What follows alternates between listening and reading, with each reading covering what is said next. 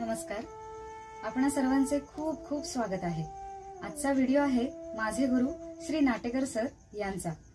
पितृपक्षातील तर्पण हा विधी कसा करावा आणि त्याचे काय काय फायदे आहेत याविषयी मार्गदर्शन केले आहे स्वतः सरांनी. अतिशय छान आणि सोप्या पद्धतीने हा उपाय कसा करावा याविषयी त्यांनी आपल्याला सांगितले आहे. आपण जाणून घेऊया सरांच्या शब्दात.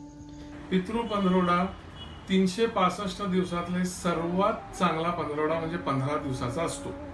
या दिवशी आपले पितर आपल्या घरामध्ये राहायला आलेले असतात. हे मी क्लासमध्ये वारंवार सांगितलेलं आहे. या दिवशी आणि दैनंदिन रोज तर्पण नक्की करावं. तर्पण कसं करावं हे प्रत्यक्षात दाखवतो. तर्पण अत्यंत सोपं आहे. 1 चमचा किंवा 1 पळी पाणी तुमच्या हातामध्ये घ्या. गायत्री मंत्र म्हणा. ओम भूर्भुवः स्वः तत्सवितुर्वरेण्यं भर्गो देवस्य धीमहि धियो यो न प्रचोदयात् असं म्हणून पाणी सरळ सोडा. ह्याला म्हणायचं देवतर्पण. परत 1 चमचाभर किंवा पळीभर पाणी घ्या. परत एकदा गायत्री मंत्र म्हणा. पाणी असं सोडा. ह्याला म्हणायचं ऋषी तर्पण. आणि परत पाणी 1 पळीभर किंवा चमचाभर पाणी घ्या आणि इकडनं सोडा. ह्याला म्हणायचं पितृतर्पण. हे दैनंदिन जीवनात रोज करणं अपेक्षित आहे.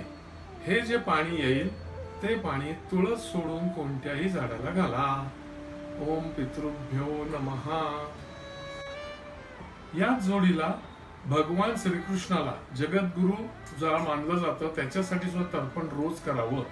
कारण कृष्णाने जेव्हा आपला देह बदलला तेव्हा त्याच्या कुळातले यादव वंशातले कोणीही लोक जिवंत नव्हते.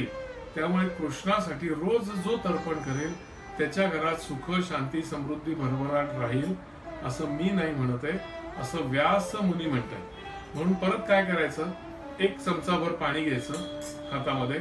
ओम श्री जगद्गुरु वासुदेवम तर्पयामी म्हणून सरळ सोडायचं. ह्याला देव तर्पण म्हणतात म्हणून सरळ सोडायचं. आणि मगाशी सांगितल्याप्रमाणे हे पाणी तुळस सोडून कोणत्याही झाडाला घालायचं.